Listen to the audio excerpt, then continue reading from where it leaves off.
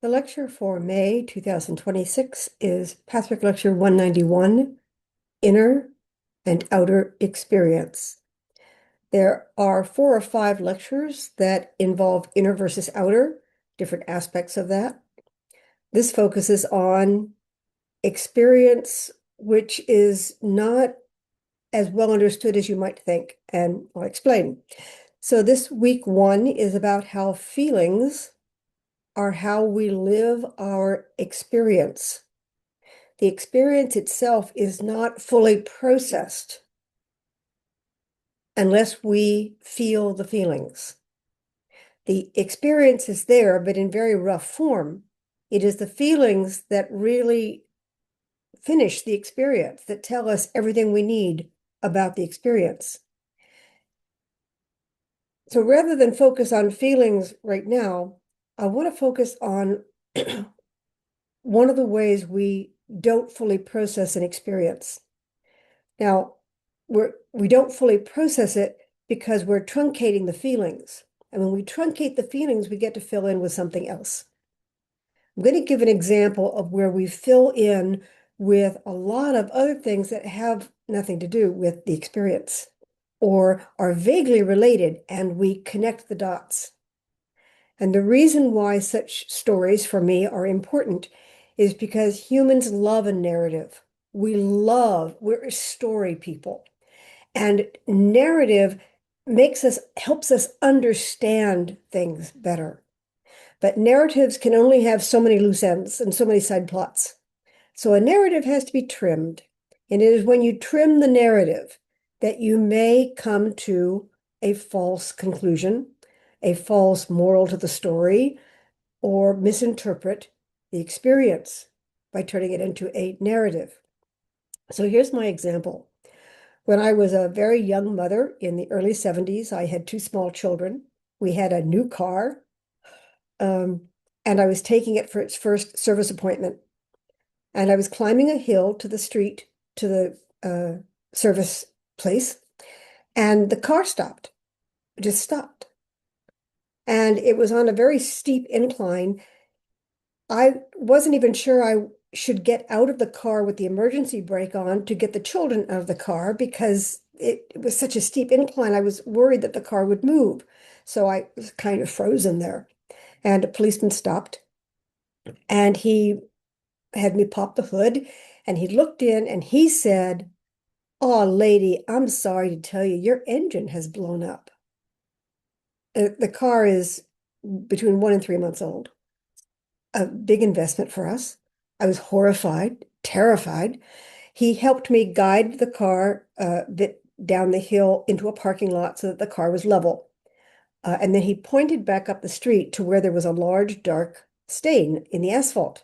He said, "You see that? That's a puddle of oil because your engine blew up." These Japanese cars, early 70s, remember, these Japanese cars with their high compression engines, they just can't handle the pressure and they blow up. And I'm so sorry, a nice lady like you uh, had to deal with this.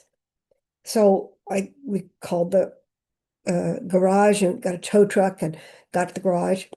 And what they explained to me is that a recall notice had been sent out. We hadn't gotten ours yet because a piece of metal tubing attached to the carburetor had not been correctly isolated from the vibration of the engine. And so it would snap off after a while through metal fatigue. And after a while, it happened to me very early, it had snapped off. When it did, gasoline rushed down onto the pavement. What the man had pointed to was gasoline on the pavement, not oil. The engine had not blown up. But it was the way he was so sure and why he put together this narrative of this woman who was trapped with 2 kids on a hill and her lousy Japanese car blew up on her. And I had the feeling that he would be repeating this story a lot because it was tying in to other narratives that he already had. It was justifying a dislike of Japanese cars and the disruption to American industry at that time. And he was putting things together in a way that made sense to him, even though it was simply not true. Now, why does this relate to feelings being how we process the experience? Uh, to have all the feelings involves admitting that you're scared, admitting that you're concerned, and in the case of the officer, perhaps admitting that you like being a savior and you like saving the little lady, and that you're also defending your country and the decisions made by the captains of industry, and you're saving the world by pushing forward this narrative. These are feelings, but they belong to other narratives, they belong to other stories. They crowd in and they join up with this and they grab it and weave an even tighter, firmer narrative. This is one of the ways we truncate feeling all our experiences. We let other feelings rush in before we have fully processed the actual experience. It is difficult to feel scared. And so it's nice to bring in a reason. It's nice to bring in another occurrence so that oh, I remember where I felt this. And we combine the two, we enmesh the two before one is processed, and we make them the same when they're not. Now we have a stronger experience and it will attract other experiences. And this is how narratives grow. So living your experiences by feeling them fully means you may need to take a pause and look at all the feelings that are rushing in and do some self-management, some sorting. I like the term triage. Comes from the military medics having to decide who needs surgery now and who needs the nurse's station and who could just wait outside because you're not that serious. And you sort because you need to take care of the most critical cases first. And you have to have a very cold eye. Someone can be screaming, but they've only got a splinter. And someone can be very quiet and need immediate help. So it takes some management, it takes some knowledge and utilizing your education, your intuition, etc., to interpret all these are feelings to some extent, guided by external knowledge. But if we take the feelings out and we only use external knowledge, that's where we apply prioritization rules and we don't look at individual cases. We say we don't have time. There can be truth to that. We don't want to make the time, and people make mistakes. People become confused by the screaming person, and they just can't help thinking that person needs help first. They don't allow themselves to not only feel the situation, but also feel the needs of the other parts of the organization, only a limited number of surgical spots, etc. So it takes a while, it takes a few minutes longer, it has to be managed, and it requires a phrase that it isn't in the Patrick lectures, but I love it. I found it was in another piece of Patrick literature. It requires scrupulous self-honesty. Now, scrupulous is one of those onomatopoetic words that when you say it, you get the sense of it. Scrupulous sounds like scrubbing. And that's how I think of it, is scrupulous self-honesty is like washing yourself with a scrub brush. It stings, it hurts.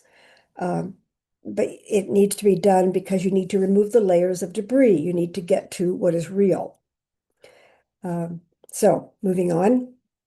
The second premise of this whole lecture is that outer life is a manifestation of and reflects our inner experience. So outer life will reflect inner experience. If the inner experience is only half lived, outer life will be half interpreted, half understood. And we will pick up easy solutions or look for easy answers because we haven't processed our own inner experience. And we're looking for relief from any further processing. So reaching for easy solutions reflects how we don't want to do our own inner work. Thought processes most often interfere because we want relief from the feelings.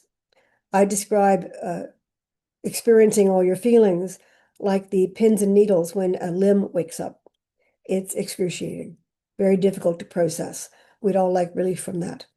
but it's simply the consequence of 10 billion nerves waking up and checking in. Feelings can feel like that. You may not be able to process all your feelings at once. That may be true. And so you may have to do it in mouthfuls. We resist that, so we try to jump towards a solution, an explanation, or a narrative to ease the burden of processing our feelings. Start small. Start with small incidents. Don't put the big ones at risk. You're going to have to live with how your personality operates in the world for a while, but work on the small stuff first is my practical advice. And allow something fairly minor to be fully processed, to take its time, to make your excuses for not having answers for people before you would try to address the large ones. It's a place where we have a growing awareness that something needs to be done, and we just want to grab it and go after it. But if you don't have the skills, going after it is not going to be as helpful as building the skill base. So, short review of Patrick Lecture 191, Inner and Outer Experience. Week 1, feeling is how we live our experiences. And thanks for listening.